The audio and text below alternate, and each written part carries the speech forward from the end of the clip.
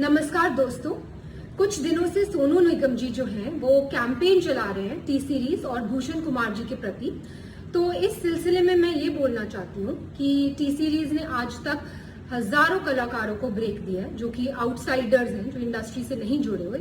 उसमें music directors हैं, singers हैं, लिरिसिस्ट हैं, एक्टर्स हैं, डायरेक्टर्स हैं। मैंने खुद अपनी डायरेक्टेड फिल्म यारियां में 10 न्यू कमर्स को चांस दिया। उसमें से 4 लोग, नेहा कक्कड़, रकुलप्रीत सिंह, हिमांश कोहली और कंपोजर आर को आज बड़े हो चुके हैं। और सोनू निगम जी से मैं ये पूछना चाहूंगी कि वो बोल रहे हैं कि इंडस्ट्री में टैलेंट को सही दिशा नहीं मिलती। तो सोनू जी, आप तो लेजेंड है, आप तो बहुत बड़े कलाकार है। आपने आज तक कितने लोगों को चांस दिया है? आप तो बहुत बड़े लेजेंड है, आप तो कहीं से भी लोग, आपके पास तो कितने लोग आते होंगे कि सोनू जी हमारी मदद कर दीजिए, मेरे बेटे की मदद कर दीजिए, मेरी बच्ची की मदद कर दीजिए, हमें मिलवा दीजिए टी सीरीज में, हमें चांस दिलवा दीजिए। आप तो आज तक टी सीरीज में नहीं आए कि इसको चांस दे दो, इसको मैं, ये बहुत बड़ा टैलेंट है, इसको आप चांस दीजिए। आपने तो कभी किसी को चांस दिलवाने की बात नहीं की। आपने ना ही कोई टैलेंट आज तक इंडस्ट्री में इंट्रोड्यूस किया। तो एक बात मैं आपको बता दूं सोनू निगम जी कि सोशल मीडिया पे कैमरे के पीछे छुप के बोलना बहुत आसान है, पर आपने खुद ग्राउंड लेवल पे कितने टैलेंट को आगे बढ़ाया? किसी को भी नहीं। अपने सिवा, अपने आप को छोड़ के आपने किसी भी टैलेंट को इंडस्ट्री में चांस नहीं दिया। और आज आप हम पर ब्लेम कर रहे हैं कि हम लोगों को चांस नहीं देते, जबकि 97% लोग जो कि टी सीरीज में काम कर रहे हैं आज की डेट में, आप देख लीजिए, वो आउटसाइडर्स है, वो इंडस्ट्री किड्स नहीं है, उनका इंडस्ट्री से कोई भी लेना देना नहीं है। फिर भी हम उनको नए टैलेंट को ढूंढ रहे हैं और उनको चांस दे रहे हैं। दूसरी बात जो आपने बोली अपने वीडियो में, वो आपने ये बोली कि भूषण जी आपके पास आए और उन्होंने आपसे कहा कि भाई प्लीज मुझे बाला साहब ठाकरे से मिलवा दीजिए, प्लीज मुझे स्मिता ठाकरे से मिलवा दीजिए, प्लीज मुझे सहारा श्री से मिलवा दीजिए। मैं आप सबको ये बताना चाहती हूँ कि सोनू निगम जी खुद 5 रुपए में दिल्ली की रामलीला में गाना गाते थे। वहां से इनको स्पॉट किया गुलशन कुमार जी ने। उन्होंने इनका टैलेंट पहचाना, इनको टिकट्स दी फ्लाइट की, इनको बॉम्बे बुलाया और इनसे कहा गया कि बेटा मैं तुझे बहुत बड़ा कलाकार बनाऊंगा। आप बताइए सोनू निगम जी, आपसे ये बात कही गई कि नहीं कही गई कि आपको बहुत बड़ा कलाकार बनाएंगे? कही गई। और गुलशन जी ने आपकी इतनी एल्बम्स की, इतनी फिल्म्स की, आपको इतना इतना इतना ऊंचे मुकाम पे पहुंचाया। पर आपने क्या किया ये मैं अभी बताती हूँ। उससे पहले मैं अपने कुक शेरू को बुलाना चाहूंगी। ये शेरू है और ये शेरू, मैं तुमसे पूछना चाहती हूँ कि तुम कहाँ से हो? हाँ जी, आज ही मैं मधुबनी बिहार से हूँ। और तुम कितने साल से टी सीरीज में हो? मैं 1988 से मैं टी सीरीज में हूँ जी। तो तुम मुझे क्या बता रहे थे सोनू निगम जी? सोनू निगम जी के बारे में मुझे मालूम है मैडम। मैं जब आप लोग नहीं थे तभी गुलशन जी ने इनको दिल्ली से बम्बई लाए थे। मैं गुलशन जी के साथ ही उस टाइम में था, भूषण जी भी नहीं थे उस टाइम में। मैं गुलशन जी के साथ, मैं और वो लोग बम्बई में रहते थे। सोनू निगम जी आए थे, उनके पास वो ऐसे छोटी स्कूटी होती है ना, उस भी आते थे। हमने हमारे ऑफिस में वो रिसेप्शन में बैठे रहते, कितना भी साहब आते थे तो उनसे मतलब मुलाकात करने, कभी कोहली जी से, कभी मुकेश वगैरह, उनसे बातें कर रहते थे। घंटों घंटों लाइन में बैठे, मतलब वो उनसे बातें करना। फिर धीरे धीरे साहब आते, फिर साहब ने उनको बोला था कि मैं मतलब काम कराना है उनके साथ काम। कुछ बहुत दिन के बाद साहब ने, फिर 2-4 महीने के बाद साहब ने उसको भी आगे काम दिया। बहुत सारे एल्बम बनाए, बहुत फिर फिल्मों में चांस दिया, बेवफा सनम वगैरह बहुत हिट हुए उस टाइम में।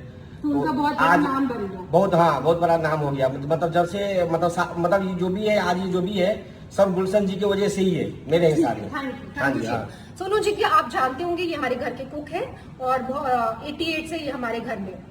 एनीवेज, अब मैं ये बताना चाहती हूँ कि 1998 में जब टी सीरीज की फैमिली के साथ ये हादसा हुआ था और गुलशन कुमार जी को खत्म कर दिया गया था, तब सोनू निगम जी ने क्या किया?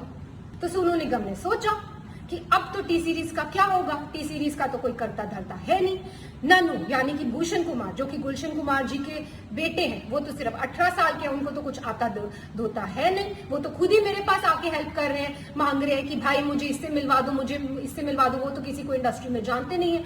तो ये कंपनी तो खत्म होने वाली है। तो भाई मैं पहले अपने आप को सेफ गार्ड कर लूं। तो इन्होंने जाकर एक दूसरी म्यूजिक कंपनी के साथ, इनकी मतलब कोई भी वो नहीं थी, कोई भी इनको थैंकफुलनेस नहीं थी कि टी सीरीज ने मुझे इतना आगे बढ़ाया। आज टी सीरीज फैमिली में इतनी बड़ी प्रॉब्लम आई है तो मैं इनके साथ खड़ा रहूं, मैं भूषण की हेल्प करूं और उसको मिलवाऊं लोगों से। रादर ये तो खुद दूसरी कंपनी के साथ जाकर इन्होंने एल्बम कर ली और भूषण इनके पास आकर मदद मांग रहे हैं कि भाई मुझे ये कर दे वो कर दे, और इस मदद का एहसान ये आज जता रहे हैं, वीडियो बनाकर जता रहे हैं कि तूने मुझसे ये मदद मांगी। एनीवेज, तो भूषण जी ने इनसे मदद मांगी कि भाई प्लीज मेरे लिए दीवाना एल्बम कर दो, क्योंकि ये तो भाई पूरी तरह से एहसान फरामोश होकर दूसरी कंपनी में चले गए थे।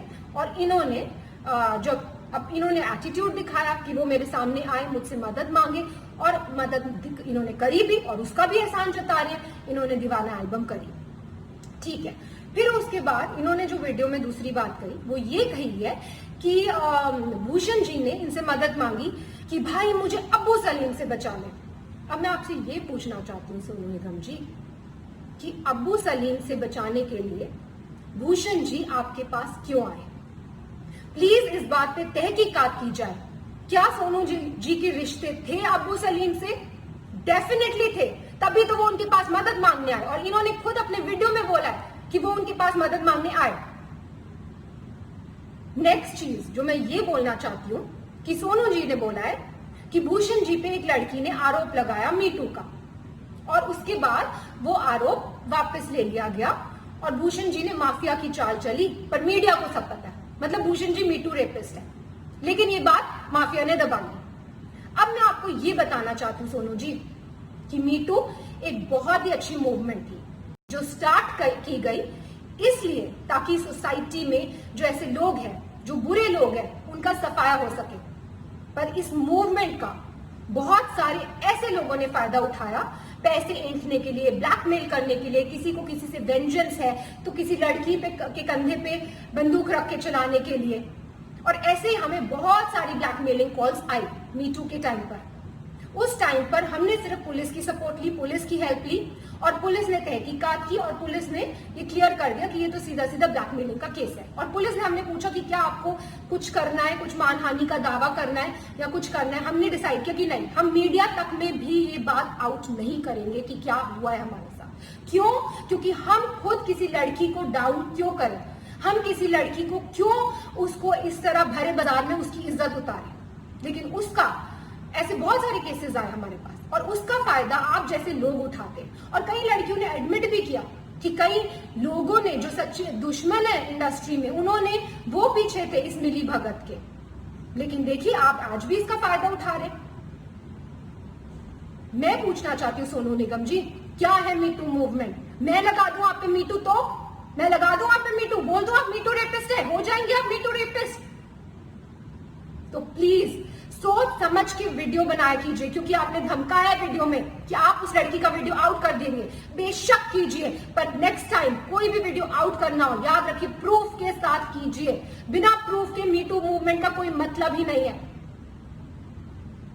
और कोई भी अगर बिना प्रूफ के कोई इल्जाम लगाता है कि जब से आपने ही अपना वीडियो ऑन किया है तब से वापस हमारे पास ब्लैकमेलिंग कॉल शुरू हो गए, वापस कई लड़कियां उठ गई हैं कि हमें तो सोनू निगम जी से इंस्पिरेशन मिल गई है, हमें आप हमें काम दो, या तो हमें आप पैसा दो, नहीं तो हम आप पर ये कर देंगे। सिर्फ ये लड़कियां ही, जो बहुत सारे सिंगर्स और खड़े हुए हैं वो कर रहे हैं, वो ऐसे ब्लैकमेल कर रहे हैं।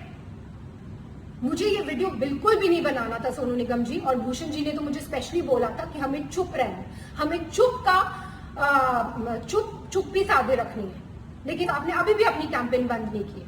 आज भी हम कोशिश करते हैं टी सीरीज से कि 80% लोग 100% लोगों को चांस दे, पर कई बार लोगों को काम नहीं मिल पाता बिकॉज सो मेनी रीजंस। किसी म्यूजिक डायरेक्टर, कोई धुन में कोई कलाकार जाता है, कोई धुन में कोई कलाकार जाता है। 80% लोगों को तो काम मिल रहा है ना मार्केट में, जो 20% लोगों को काम नहीं मिल रहा वो कोई भी शुरू हो जाएगा, कोई भी किसी पे भी आरोप लगा सकता है। तो ऐसा माहौल है। और आपने जब अपना वीडियो ऑन किया तो मैं आपको बता दूं कि मेरे साथ क्या हुआ। मेरे हस्बैंड के against death threats, social media पे डेथ थ्रेट्स, मेरे लिए रेप थ्रेट्स, और मेरे बच्चे के लिए थ्रेट्स। मैं क्यों सहूं ये सब? मैं क्यों सहूं अपने बच्चे के लिए थ्रेट्स? और अभी भी आपकी कैंपेन बंद नहीं हुई है, अभी भी आपकी कैंपेन जारी है। आप इतने सारे सिंगर्स को अभी भी इकट्ठा कर रहे हैं और उनको एक गठबंधन बना रहे हैं और उनको बहका कर जिनको काम नहीं मिल रहा फॉर व्हाटएवर रीजंस, उनको काम इस बात में लगा रहे हैं, इस पब्लिसिटी लेने के ये मुद्दे में लगा रहे हैं कि उनके आपके साथ मिल जाए और टी सीरीज को हम कैसे खत्म कर दें, भूषण कुमार को हम कैसे खत्म कर दें। एक बात मैं आपसे कहना चाहूंगी सोनू निगम जी, आप किस टाइप की हैं ये तो आपकी बीवी ने क्लियर कर दिया था। उन्होंने खुद आप पे, आपको याद है, आपकी बीवी ने खुद आप पे इल्जाम लगाए हैं। प्लीज याद कीजिए उन इल्जामों को, आपने पब्लिकली जो आपकी बीवी ने आप पे इल्जाम लगाए थे और फिर आप दूसरों पे इल्जाम लगाइए। और मैं बिल्कुल, जैसे कि मैंने कहा, मैं बिल्कुल इस हक में नहीं थी कि मैं ये वीडियो बनाऊं, लेकिन इतनी मैं कश्मकश में हूं, क्या करूं, बनाऊं ना बनाऊं, ये सच्चाई लाऊं कि नहीं लाऊं। फिर मुझे फाइनली गीता से मुझे मेरा आंसर मिला। गीता में जब अर्जुन भगवान कृष्ण से पूछते हैं कि मुझे ये युद्ध नहीं लड़ना है, ये युद्ध लड़के किसका फायदा होगा, तो भगवान कृष्ण अर्जुन को समझाते हैं कि एक योद्धा के लिए धर्म से बढ़कर युद्ध लड़ने के अलावा और कोई बड़ी चीज नहीं है। अगर तुम युद्ध नहीं लड़ोगे तो तुम अपना यश गवाओगे, तुम्हारा अपयश होगा, संसार में लोग तुम्हारे अपयश की चर्चा करेंगे और तुम्हारे दुश्मन हर तरह की कटु वचन बोलकर तुम्हारा वर्णन करेंगे। और वही हो रहा है, सब लोग कटु वचन बोल रहे हैं, सारी दुनिया। जैसे कि मैंने बोला, मुझे रेप थ्रेट्स आ रहे हैं। तो मैं ये कहना चाहूंगी कि जितने भी आप सिंगर्स को, म्यूजिक डायरेक्टर्स को, जिनके पास आज कोई काम नहीं है, उनको आप भड़का रहे हैं, उनको भड़काना बंद कीजिए, क्योंकि अदरवाइज रणभूमि ओपन है। किसी को भी पब्लिसिटी के लिए इस रणभूमि में आना है, युद्ध ऑन है।